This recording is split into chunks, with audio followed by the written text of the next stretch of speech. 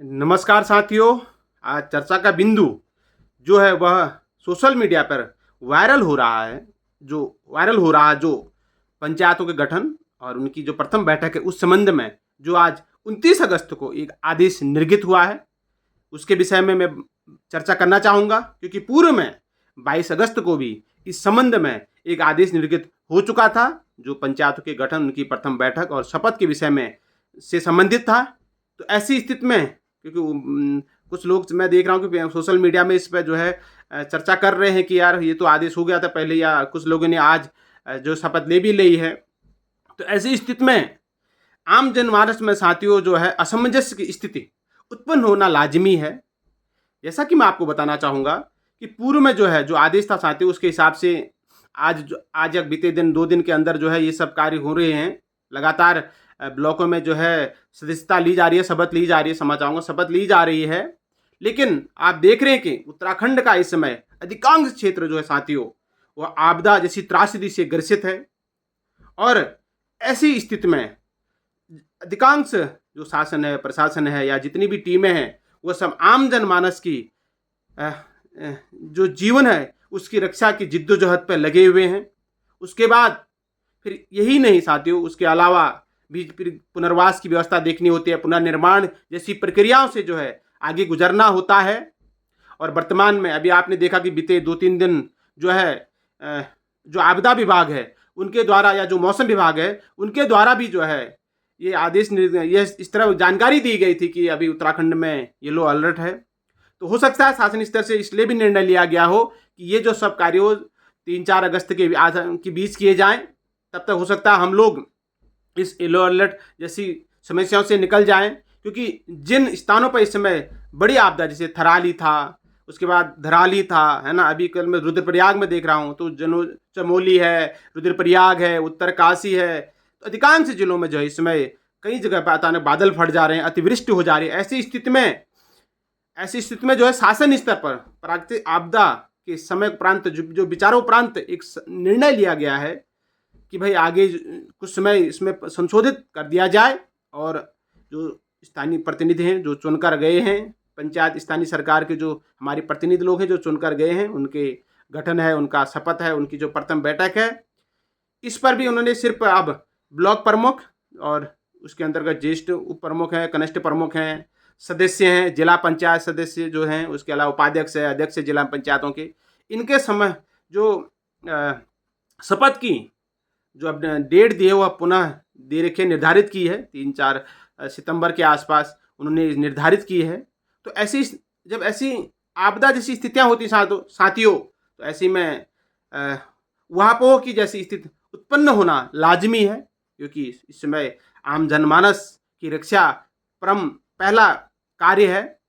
और उसके बाद अन्य चीज़ें तो जीवन में होते रहेंगी। तो जहाँ तक मुझे लगता है यही इसके मूल कारण रहे हैं, क्योंकि 22 अगस्त जब शासन से आदेश निर्गत हो गया था तो फिर आज 29 अगस्त को आने का कोई मतलब नहीं बनता था। लेकिन हुआ यही कि इस समय उत्तराखंड में अधिकांश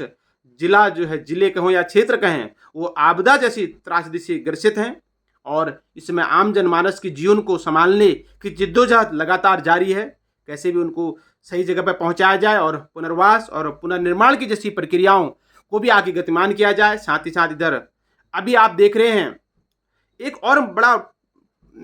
खेद जो मुझे अंदर से स्तब्ध कर दिया साथियों, जिस टॉपिक ने या जिस बिंदु ने मैंने देखा कि अधिकांश क्षेत्रों में, ब्लॉकों में कहो, पंचायतों में कहो, कि ग्राम प्रधान जो है शपथ नहीं ले पाए। अब इसका शपथ नहीं लेने का कारण एक तो ये भी रहता साथियों, क्योंकि उसका एक कोरम होता है, कोरम जो है वह पूरा होना चाहिए पंचायत का। जैसे आप ये मान के 2/3 सदस्य जो वार्ड मेंबर होते हैं वो प्रत्येक ग्राम पंचायत में जो है उनका चुनाव हुए रहना चाहिए। लेकिन अधिकांश क्षेत्रों में मैं देख रहा हूँ कि ग्राम प्रधान जो है शपथ ही नहीं ले पाए हैं। वो ग्राम प्रधान निर्वाचित तो हो गए हैं, लेकिन जो है उनका वार्ड मेंबर का कोरम पूरा न होने के कारण वो जो है शपथ नहीं ले पाए। अभी तो आगे फिर उपचुनाव हो गया, जैसी भी स्थिति बनेगी इसके लिए आरओ या चुनाव आयोग जारी करेगा आदेश। तो ये बड़ी आखिर क्यों आज सोचने विषय ये नहीं है, सोचने विषय ये है कि वो शपथ नहीं ले पाए, ये नहीं है। सोचने विषय ये है कि लोगों का इस तरह से लोकतंत्र से विश्वास क्यों हट रहा है। क्योंकि विकास की प्रथम सीढ़ी ही पंचायत है, ग्राम पंचायतें हैं। यहीं से विकास की धारा जो है बहती है और राज्य और देश को सशक्त बनाने में अपना महत्वपूर्ण योगदान देती है। लेकिन आज मैं देख रहा हूँ जैसे कहीं पर 75 है तो 24 या 20 लोग ही प्रधान जो है शपथ ले पाए। क्यों ऐसी स्थितियां उत्पन्न हो रही हैं आज कि लोग वार्ड मेंबर बनना नहीं चाह रहे हैं, जबकि कम से कम मोटा मोटा अगर मैं बोलूँ तो 70% वार्ड मेंबरों का कोरम पूरा होना चाहिए, 2/3 तो होना ही होना चाहिए, तब जाके जो है प्रधान जो है शपथ ले पाएंगे या उनके समक्ष जो है वो शपथ ले पाएंगे। ये बड़ी सोचनीय विषय है कि आज लोग वार्ड मेंबर क्यों नहीं बनना चाह रहे हैं या जो भी है इस पर, मतलब ये मुझे अंदर से थोड़ा सा लगा ऐसा कि आखिर वास्तव में देखो ना कि शपथ हो रहे हैं और प्रधान लोग शपथ ही नहीं ले पाए, कोरम ही अपना वार्ड मेंबरों का पूरा नहीं कर पाए। या तो पहले इसमें ध्यान नहीं दिया गया भाई जो प्रधान प्रत्याशी थे उन लोगों का अपने अपने वार्डों के लोगों को जो उनके अपने मत के थे जैसे विचार के थे उन्हें टिकट लाना था, और ऐसी स्थिति में जो कोरम पूरा हो जाता आज वो शपथ लेते हैं। इन सब चीज़ों में ना फिर पैसा भी खर्च होता है, निर्णय पत्राचार करने में समय लगता है, चीज़ों को दोबारा करने में समय तो लगता है। अगर एक बार में निपट जाए तो ठीक है, तो पुनः जिन लोगों का शपथ हो गया है अब दोबारा होगा या क्या होगा ये तो आरओ या जो नामित व्यक्ति होंगे वही इस वजह कहीं पर जो है खंड विकास अधिकारी हैं, कहीं पर एसडीएम को नामित किया गया है, जो भी है वो जिलाधिकारी जैसे भी उनको आदेश करेंगे वो उन्हीं के स्तर पर हो उसका समाधान होगा। लेकिन जिन भी लोगों ने शपथ ले ली है या जो पंचायत प्रतिनिधि ग्राम पंचायतों के जहाँ पर गठन हो गया है, शपथ हो गया है, प्रथम बैठक हो गई है, उन सभी को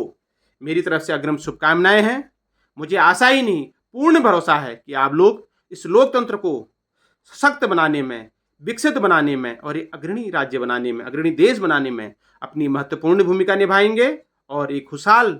आदर्श गांव बनाने में भी अपना महत्वपूर्ण भूमिका निभाएंगे। और जिन लोगों की इस आपदा के कारण या किसी अन्य कारणों से,